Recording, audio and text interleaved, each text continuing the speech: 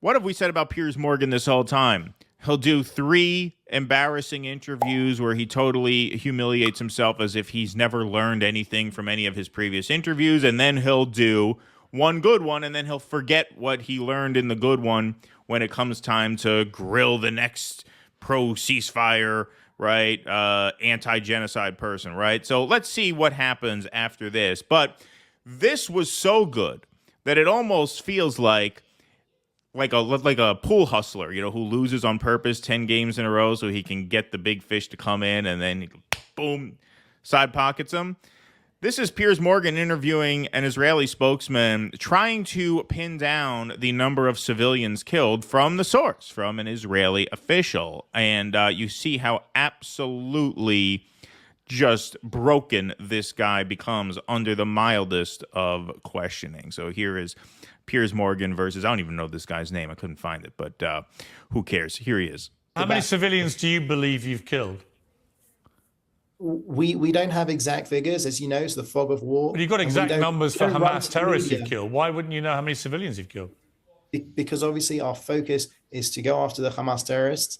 And hang on, I mean, that does imply that you're putting a bigger premium on killing Hamas terrorists in terms of numbers and accountability than you are on innocent civilians. That can't be right, surely. If you know exactly how many Hamas terrorists you've killed, you must know how many civilians you've killed. Otherwise, you're prioritizing the lives of terrorists over innocent people.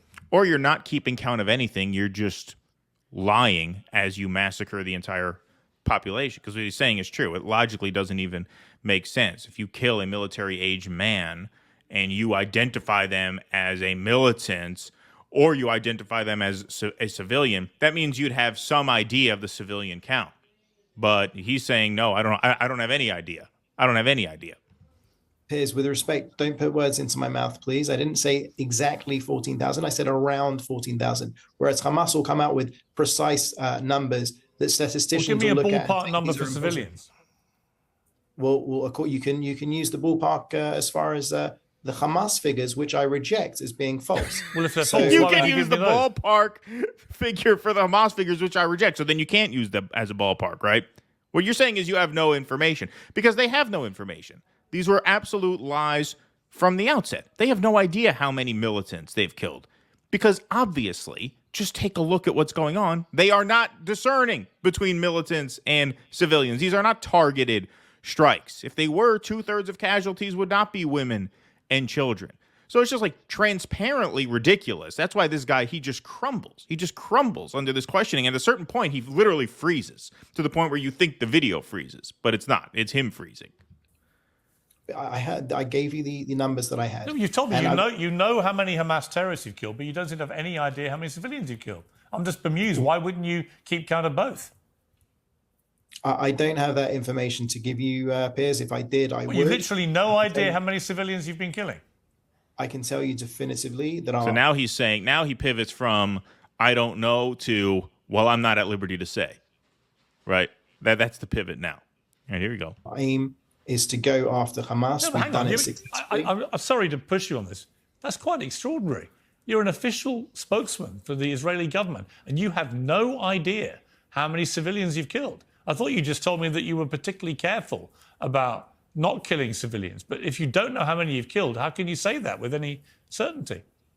Because even if you were to go by a ratio of the Hamas figures, we would still be far ahead of any That wasn't Western my question. You know it wasn't my question. But not only was it not his question, how can you say that if you don't have a civilian death count?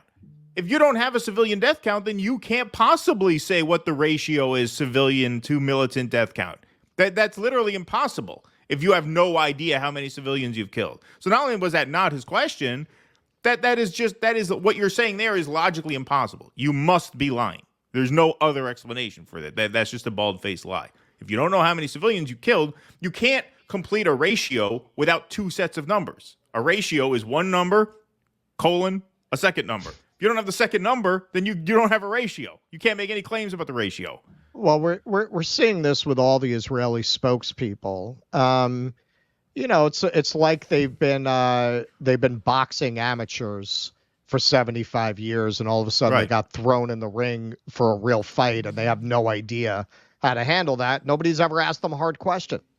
Right. Yeah. Yep.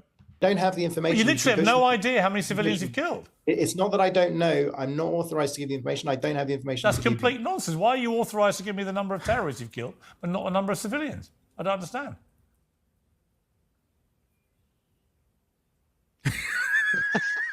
Can you explain?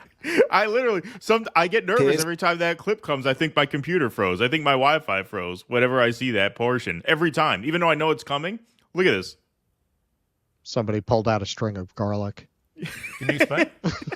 It literally looks like the video freezes. I don't understand.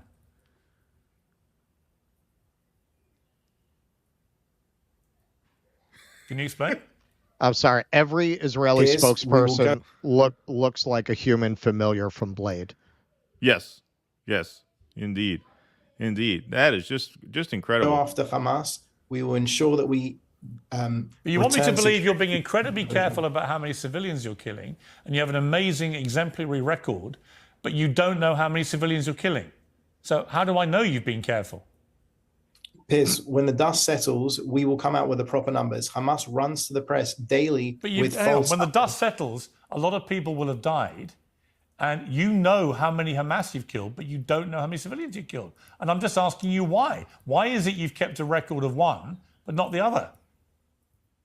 I personally don't have that information to give to you. You can ask me over and over. I'm not going to come up with more information. I don't. He does ask him over and over, and that doesn't get any more interesting from there. It just repeats for another 2 or 3 minutes. But okay, so Piers, Russ made an appeal to Buck Angel earlier in the show. I'll make an appeal to you, even though you're far less likely to see this.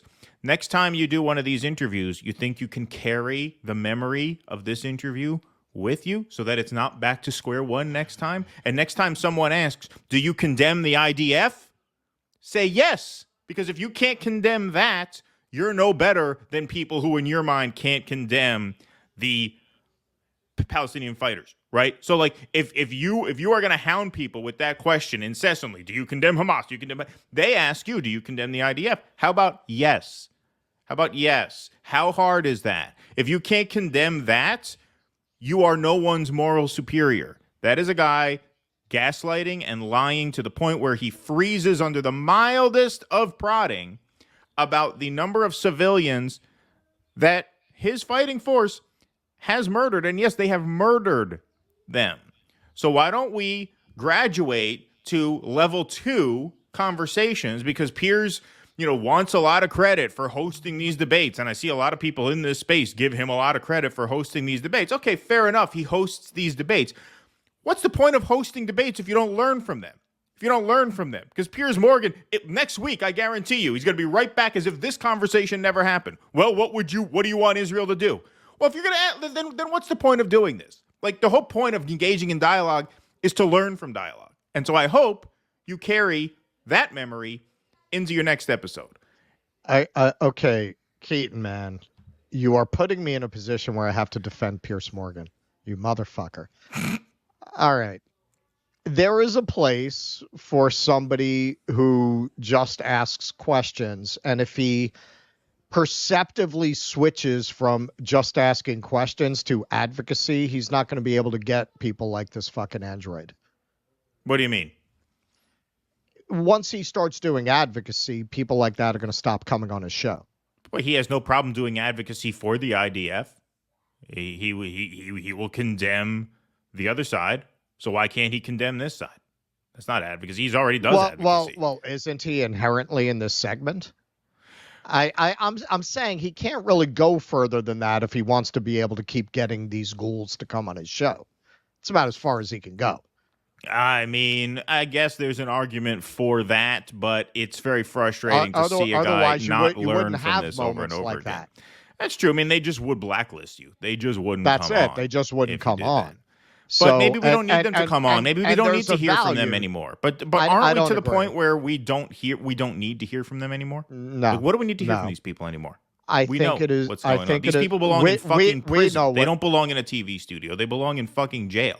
And we need people to start coming to that conclusion as soon as possible. And the best way to get them to that conclusion is to keep letting them speak in front of a camera. All right. Fair enough. Please clap.